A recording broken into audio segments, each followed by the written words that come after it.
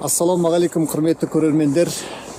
15 ақпан Кеңес әскерінің ауған жеріне шығарылған күні, яғни 15 ақпан күні ауған соғысының ардагерлер күні болып бекітілді. Бүгін бізде қонақта Қарқаралы ауданының ауған соғысы ардагерлерінің төрағасы Әбдәкір Нұрлан Омарұлы және де Қарқаралы ауданының қорғаныс істері жөніндегі бөлімнің аға лейтенант жұмылдыру бөлімшесінің бастығы, бөлім бастығының орынбасары Таласбеков Жеңіс Асқарұлы және де Қарқаралы ауданының азаматы, суретші, ауған соғысының ардагерлеріне арналған ескерткіштің авторы, Қарқаралы мәдени сауық орталығының қызметкері Дәулетбаев Сәкен Нұрмағамбетұлы. Осы кісілерден сұхбат алмақшымыз. Құрметті Нұрлан Омарұлы, біздің осы сұхбатымызға келіскеніңізге үлкен рахмет. Енді мынау әрине соғыс деген оңай емес. Соғыстың ортасында жүргеннен кейін сіздің сол кезде майданда жүрген кезде бір қиын кездер, өте бір қорққан кездеріңіз сияқты сол кездегі бір сәттеріңізден бір-екі ауыз айтып өтсеңіз. Енді майданда жүрген кезіміз дейміз. Енді біз ол кезде бір 18-19 жастағы жігіт болдық. Балалық шақпен шын айтқанда біз салған жеріне баруға қуандық, қызық көрдік. Бір басқа бір елге барамыз, көрейік, жер көрейік дегендей. Бірақ енді ол жақта бірінші барған уақытта қорқыныш сәттер болды. Қорықпайтын адам жоқ қой, бәріміз қорқамыз. Әсіресе ауыл жақтан достарын жатқан уақытта елге аман қайтам ба, қайтпайым ба деп. Енді ең қиын сәттеріміз біздің тура әскерден қайтар кезде. Өйткені 2 жыл, 1,5 жыл, 2 жыл су іштеттік. Жолдақ болып кетесің, орыс болсын, қазақ болсын, қатты бір-бірін сыйлап кетеміз ғой. Соларды қимастықпен қош айтсасын, өйткені біреуіміз қайтып барасамыз, біреуінде әлі қалып жатамыз, бітпей жатасыз болар. Енді қазіргі уақытта қарап тұрсақ, біздің осы Қарқаралы ауданында ауған соғысының ардагерлері 25 адам бармыз осы. 25 адам списокте тұрмыз. Енді негізі Қарқаралы ауданында 99 адам әскери қатарына шақырылған, соның 4-еуі сол ауған елінде өздері ерлігімен өздері сол жақта жан тапсырды. Енді өздерінің кәдімгі ескерткіші маңайында тұрмыз, сол ескерткіш көріп отырсыңдар. Осыдан 3 жыл бұрын көтергенбіз, 30 жылдыққа деп сол өлері де болмай тірі байым етті. Соларға қойған ескерткішіміз, енді 4 адамымыз арыстай сол жақта қайтыс болды. Сол кісілердің аты жөндері бәрі жазылып. Аты жөндері бәрі жаташаға қойылған. Қарап тұрсақ енді бүгін Қарқаралыда өтіп. Ең жас дегеніміз 56-ға келдік. Кәріміз уже 60-тан астық зейнеткерлікке шықты енді. Алғанның әскер жаңа айтып жатырмын ғой енді. Қандай көмек көрсетіледі өкімет тарапынан. Сол енді бір қазіргі 2 жыл болды, пандемия деп бәрі тоқтап қалды енді. Өкімет тарапынан көрсетілген көмегіміз сол жаңа 19.000 теңге зейнетақы береді. Енді сол светіміз төлеміз, енді тәуелсіздік өткенде газымыз, жолымыз, көміріміз бәрі 50% болатын. Енді оның бәрі тоқтады енді. 30 жыл болды, енді келешекте бәрі түзелер деп ойлаймыз. Әлі де қаншама көңіл бөлініп көбірек те әлі де іс-шаралар жасалады деп ойлаймыз ғой енді. Мысалы кезінде бұл Қазақстаннан 22 мың адам жаңағы әскерге аттандырылған екен.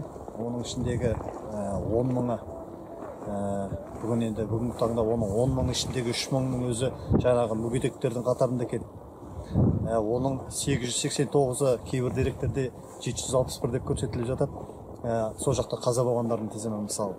Енді оның бәрі қайткенмен өзіміздің қазақ халқымыздың жаңағы батырлар деп есептейміз өте.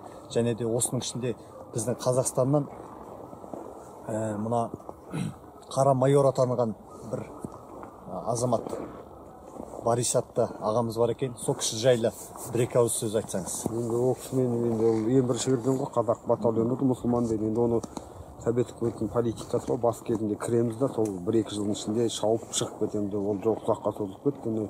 Өздеріңіз білесіздер, 10 жылға созылып кетті енді. Арамызда қара майор да ол да ерте кетті. Сол кісі енді халық қаһарманы беретін азамат, шын айтсам. Екінші біздің өздерің білесіңдер, Бауыржан Момышұлының ерлігін қайталап отыр ғой кісі енді. Енді Бауыржан Момышұлы соғыс кезінде қайталады, сол отан соғыс жылы енді ол кезде білді, жау алды да деп жүре берді. Енді қара майордың кезінде барған уақытта жауды қайда екенін білмейді. Бұл жеріне партизанский война дейді, жаныңда ма, қасында жүр ма, қай жақтан келгенін білмей қаласың, білмейсің. Онда ешқандай жеңіс, енді соғыс кезінде алдыңда дейсің, шеп бар, білесің. Онда бір алдыға бір мақсат болады. Енді ол кісі өмірден кетіп қалды, сол 30 жылдыққа тағау жетпей де қалды, 12 күні кетіп қалды, 15-іне жетпей. Енді қазір біздің Қарқаралыдан да қарап тұрсаң, әжет бір адамдар бар. Мысалы, Қарқаралыны алатын Абишев Сағындық деген адамат 20 жылдан кейін, Қызыл Жұлдыздың 20 жылдан кейін алды. енді сол кісі совет үкіметінің кезіндегі өзінде баспана да болған жоқ, автобазада жұмыс істейді. Совет үкіметінен ол кезде молодой семьяда квартира берді, сонда тұрды, бір екі бөлмеде 5 жан тұрды. Кейіннен бертін келе осы 5-6 жыл болды, бір үй алған. Оны өзі уже үкімет тарапынан берілген жаңа ипотечный үйлер дейді ғой, қазір заманның өкіметіне қарағанда. Сол үйде тұрып отыр. Енді қазіргі мен айтатын жігіттерді қарап тұрсақ, жан жарасы жазылса, тән жарасы жарылмайды дейді. Бәрі енді ауру деп айтуға болады. Енді бейбіт өмірге көп жігіттер сол жақтың қиялынан, әсерінен өмірден кетіп қалды. Енді Аллаға шүкір, енді тәуба, бәрі немере сүйіп, шөбере сүйіп жатқан жігіттер де бар. Сол Қарқаралымыздың келешегін көтеремін де, ошақта еңбек етіп жатырмын, сол жігіт азамат. Тамаша, еңбектеріңізге жеміс тілейміз. Енді сізге бір сұрақ, мынау қазіргі жалпы Қазақстан бойынша Ауғанстанға қатысқан ардагерлердің қазіргі бір ортақ бір жақсы бір келешекке атқарылып жатқан жұмыстарына қайсысын астын сызып айтар едіңіз? Енді жаңа келешекке дейсіз, осы Қарағанды облысында ардагер деген ауған соғысының ардагерлерінің қоғам құрылған. Енді оларда қазір президентіміз Тоқаев болды, соған да хат жазып жатыр. Енді 30 жыл болды, бізге бір қандай көмектеріңіз бар деп. Енді Қарқаралыда біз осы мынау ескерткішті қоямыз деген уақытта акиматқа барып әкімге бәрден келістік, кішкене қоғам ашқанбыз Қарқаралыны. Жаңа 24 жігіт өзіміз бірігіп, өзіміз осы келешекте мынау жастарға патриоттық тәрбиеге деп жаңағыдай қайтыс болған азаматтардың аттары аталып осы жерге бір аллеяны алып, осы жерге памятник қойдық. Енді оны қойғанына да 3 жыл болып қалды. Енді жан-жақтан халық көмектесті, мекемелер көмектесті. Енді көбісінен соны ауған ардагерлері, осында ағамыз бар, Сәкен деген, соның авторымыз сол кісі мына скульптураны салған. Өзінің бір кәдімгі жері Бөхтен Асқар деген бар, өмірден қайтып кеткен. Бір мектепте бір партада отырған ғой екеуі. Соның образын алып салған. Енді ескерткішіміз жаман емес, жақсы деп айтамыз, бірақ енді кішкене солдатымызға реніш келіп тұр. Енді бетоннан қойғаннан жылда ремонттаймыз, енді болмай тұр. Білмеймін, келешекте білмеймін, тағы да болар енді. Уақытта көріп тұрсың ғой, бәрі өз қалтасынан шығар, өзінің екінің көмектесіп, өзінің істеп жататын жұмыстары.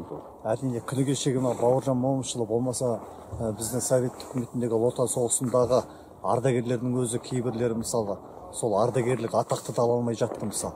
Енді бірте-бірте ондай жаңағы ескерткіш жайындағы болсын, болмаса жаңағы осы ауған соғысының ардагерлерін құрметтеу өте бір биік дәрежеге жететін шығар. Сондықтан соған тілектеспіз. Және де енді сіздің мына жалпы қазіргі жастардың болашақ біздің қазақ ұрпақтары жас жеткіншектерге қандай ақыл кеңес айтар едіңіз? Қазір шын айтсам, жас жеткіншектен патриоттық тәрбие деді ғой, мынау бала үйден бесіктен тәрбиеленеді ғой. Енді менің әкем де Отан соғысының ардагері болған. Біз кезінде бала болған уақытта әскерден келген солдатты көргенде қуанатынбыз. Шіркін, мен осындай болсам екен, осының формасын кисем екен. Бізде сондай тәрбие болды. Сондай патриоттық сезім болды. Патриоттық сезім болды, барсақ екен. Бірақ енді біз ойлаған жоқпыз осы соғысқа барсақ сөйтсек екен деп оны. Тек әскерге барып жаңа киім киген өзіне риза болатын. Жаңа талас жүріп ағамыздың қалпағын киетінбіз. Енді қазіргі уақытта қарасақ, мына патриоттық тәрбие дейді, қазір балалардың бәрі қарайтын фотка, сол фоткаға кіріп алған. Патриоттық тәрбие жағынан айтып отырсам, енді өзімді бала өсіріп отырмыз ғой. Балаларым айтып жатам, осылай болған деп. Сосын оларды енді бір мектепте бір үлкен жиында отырғанда бір сұрақ болды, бір бала тұрып тұрады. Қазір ауған соғысының ардагерлері енді сіздердің статустарыңыз мықты шығар, үкімет тарапынан қандай көмек көрсетеді деген уақытта мен енді қыздарып түк айта алмадым. Сонда айтқан уақытта жаңағы баланы айтқан, сол үшін сонда сол Ауғанстанда қаншама азамат қайтыс болып кетті. Енді олардікі енді олардың қазір түсінігі уақытта білесіздер ғой, қазіргі заманда бәрі жеткілікті. Біздің кезімізде машина міну деген керемет нәрсе болады. Машина емес, анау велосипедке мінгенге мәз болатын біз шын айтсақ. Енді қазіргі балаларға шын барлығы бар, бәрі қатарында. Енді ол келешекте оларға тілейтініміз отанды қорғайтын азамат қой. Еркек болып тұрғаннан кейін атқа мінгеннен кейін отанды қорғайтын азамат, енді парыздың қасында қызыңды қорғау. Енді өткендегі жағдайлар болып жатыр. Енді үлкен ауыр жағдай, соғыс болмау керек. Соғыс деген ол өте қиын жағдай ол. Соғыста көп шығын шығады. Енді қазақтың тіпті басқа шет елге, Ауғанстанға дейін мұсылмандарға барып соғысты. Енді біздің арамызда кейбір жолдастарымыз күліп те айтады ғой, мұсылман халқымен соғысты, өздерінің мұсылман. Енді ол отан алдындағы біздің тәрбиеміз солай болды, патриоттық сезім. Приказ болды, бұйрық берілді, уже орындалу керек. Енді оған ол жақтан жаман болып келген жоқ қой. Қазіргі енді қараңыз, 18, 19, 20 жақтағы жігіттер әлі бала шықпады. Біз ол кезде енді шын айтсақ, соғыс жағдайында болып қалатын жағдай, біреу қайтыс болып кетті, командир қайтыс болды, сол кезде команда, взводта да, ротанда, батальонда да басқарып кетті. Енді Бауыржан Момышұлын өздерің білесіңдер ғой, жылы премьер болды ғой. Қандай адам болды, қандай батальон басқарып жүрді, қандай званиямен. Сол келешек аспанымыз ашық болсын, егемен еліміз көркейе берсін, көк туымыз жерге өре берсін. Әмин. Көп рахмет сізге. Алла разы болсын. Құрметті Сәкен Нұрмағамбетұлы, мынау Асқар Быхин атты кластасыңыздың бейнесіне осы ескерткішті, яғни сол кісінің бейнесіне ұқсастырып жасаған екенсіз. Осыған не себепші болды? Себепші оған бұл ауған соғысының ардагерлеріне арналған бұл ескерткішті енді осыдан 3 жыл бұрын осы ардагерлер кеңесімен келісіп, сол кісілер маған осындай ұсыныс жасады. Осы Қарқаралыға осындай бір сол Ауғанстан соғысының ардагерлеріне арналған бір ескерткіш болса деген ұсыныс жасалынды. Содан менің ойыма сол өзіммен бірге оқыған кластас Быхин Асқар деген Доғалаңның азаматы сол жерде туған 10-шы класты өзіммен бірге бір кластас болып 10-шы класты осы Қарқаралыдан бітірдім 78-ші жылы. Сол 80-ші жылы Қарағандыда оқып жүргенде сол жақтан Ауғанстанға сол өзі сұранып кетті. Мен енді білуім бойынша. Сонда барған бетте көп ұзамай қайтыс болды. Енді сол қаза тапты. Енді соны кәр қарап отырсам, сонда ол 19 жастаған екен. 19. Түк көрмей. Ештеме көрген жоқ, ештеме. Сол досым өзімнің енді кластасым соның бір бет бейнесін осы бір шаруа болып жатқаннан кейін соған сол ескерткішке өзім көрсеткім келді сол Асқарды. Содан жобасын жасап ардагерлер кеңесіне, Ауғанстанның ардагерлер кеңесіне соларға көрсетіп, олар құптап, содан енді осындай ескерткіш жасап шығардық. Енді ескерткішті көбі жақсы құлақып алған болды. Халық жақсы қабылдады, ризашылығын білдірді, елдің бәрі. Сол осы ескерткіштің негізгі шыққан. Оның сызбасын жасадыңыздар, жаңағы төрағаға көрсеттіңіздер мысалы, Енді жаңағы осы Асқар Быхиннің бейнесіне жасалды деп айтып жатсыз. Енді сіздің кластасыңыз, енді осы кісінің жалпы мінез құлқы қандай болды? Ол кісі жас кезде қандай еді? Бірге оқыған кезде қандай артықшылықтар болды ол кісінің? Жоқ, енді ол мектеп оқып жүрген кезде енді бәріміз былайша айтқанда енді ол кезде ер жеткен болып көріндік қой. 19-10 оқып жүрген кезде. Енді кәрі қарасаң ондай әлі бала болып саналады. Ол жастағы балалар қазір біз үлкейгеннен кейін. Ол кезде енді үлкен ерекшелік қандай? Бәріміз бірге болдық, былайша айтқанда. Оның бір мінездері болды, енді аңғал да болды. Кішкене аңғал, ақ көңіл, сондай адамға сенгіш.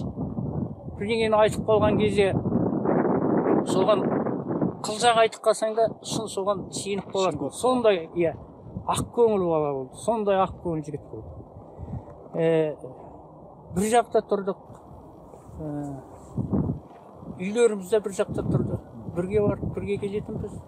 Сабаққа бірге қайтып, бірге келіп.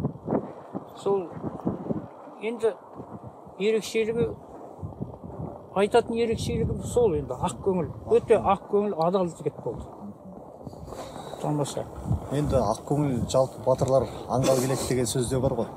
Әруақ риза болмай, тірі баймайды дейді қазақ халқы. Жалпы енді әруақтарға тағзым етіп, бұл жерде енді жаңағы марқұм Асқар Быхин ғана емес, осы біздің сіздің ескерткішке жазып қойған тақташада мысалы 4 азаматтың аты жөні жазылып тұр екен.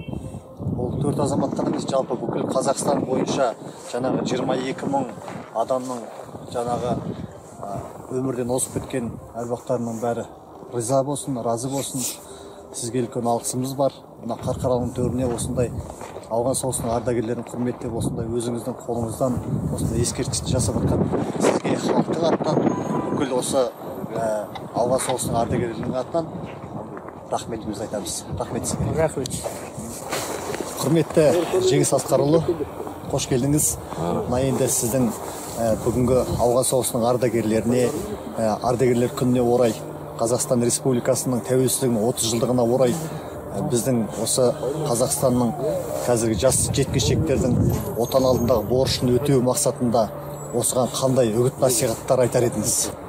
Қарқаралы қорғаныс істері бөлімі ауған соғысы ардагерлерімен, жасөспірімдермен мектептегі оқып жатқан военный әскери патриоттық сабақтар өткізеді. Бұл кісілердің ерлігі ұмытылмау үшін және де тәжік ауған соғысы ардагерлерімен де әскери патриоттық сабақтар өткізіледі. Болашақтағы жастарға айтарым, бауыржан момышұлының бір түрі бар. Ана үшін аянба, ант ұрады, бала үшін аянба, бетіңгейді, ел үшін аянба, жігіт ерлігінесін, жұрт үшін аянба, жігіттігінесін деп Қарқаралы қорғаныс істері бөлімін және осы Қарқаралы ауданының жастарына айтарым, отан алдында борышын адал атқарсын деп, атқарып атқан жігіт аман есен еліне оралып, бала ата-аналарына тек жақсылық тілеймін. Сізге мына енді жалпы қазір қазақтың ұл-қыздары жігерлі мықты болу үшін осындай бір жақсы үгіт насихатыңызды айтып жатсыз. Жалпы біздің ауданда мысалы осы жылы 21 жылы қанша бала әскерге аттанды? 21 жылы Қарқаралы қорғаныс істеріне 94 бала аттанды. Қарағанды облысы бойынша Қарқаралы қорғаныс істері әскерге шақырушыларының екінші орынға мәртебесіне ие болды. Әскерге шақыру жағынан мен ойлаймын, бұл үлкен жұмыс атқарылды. Осыған әскери патриоттық үгіт насихат жасалған жұмыстары деп ойлаймын. Соның арқасында көп рахмет, ардагерлеріміз уақытын бөліп, біздің артымыздан еріп, мектептерге барып, өз ерліктерін айтып, уақыттарын бөліп, үй шаруасына қарамай, әйтеуір біз айтқан жерімізге барып жатқанда сонда көп рахмет айтқым келіп отыр. Құрметті Жеңіс Асқарұлы, енді мынау 15 ақпан ауған соғысының ардагерлер, жауынгерлер күні ғой. Жалпы енді осы күн барша қазақстандық ауған соғысының ардагерлерінің баршасын құттықтаймын. Сіздердің еңбектеріңізге жеміс тілеймін. Еліміз аман, жұртымыз тыныш болсын. Қазақ азаматтары рухы мықты болып, ел іргесі аман болсын. Сізге үлкен рахмет. Ал енді құрметті барша қазақстандықтар, барша біздің жерлестеріміз 15 ақпан күні ауған соғысының ардагерлерінің жауынгерлер күні құтты болсын. Ел аман, жұрт тыныш болсын. Амандықта жүздесейік ағайын.